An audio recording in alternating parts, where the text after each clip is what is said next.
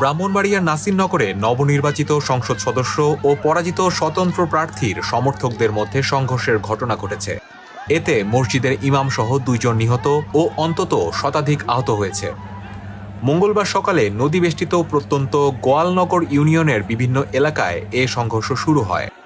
নাসিরনগরের Chatalpar police তদন্ত কেন্দ্রের in charge পরিদর্শক আবুল কালাম আজাদ এ তথ্য নিশ্চিত করেছেন।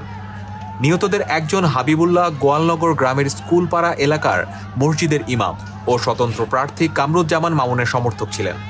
নিহত অন্যজন আক্তার মিয়া বিএনপি নেতা রহিম তালুকদারের সমর্থক ছিলেন।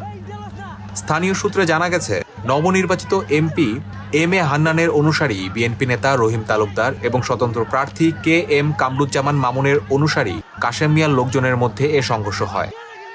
স্থানীয়দের ভাষ্য, গত 12 ফেব্রুয়ারি নির্বাচনের দিন গোয়ালনগর উচ্চ বিদ্যালয় ভোট কেন্দ্রে বিরোধের সূত্রে সহিংসতার সূত্রপাত। পূর্ব ঘোষণা দিয়ে মঙ্গলবার সকালে উভয় পক্ষের লোকজন টেটা, বল্লম, তীর, ধনুক সহ দেশীয় অস্ত্র নিয়ে সংঘর্ষে জড়িয়ে পড়ে।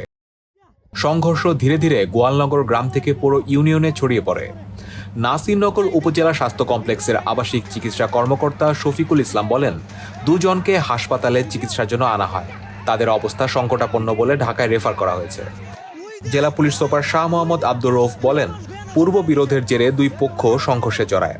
যোগাযোগ করা হলে পরাজিত স্বতন্ত্র প্রার্থী কে এম কামরুজ্জামান মামুন বলেন, এমপি হান্নান নিজের লোকজন দিয়ে এ মারামারি করাইছে।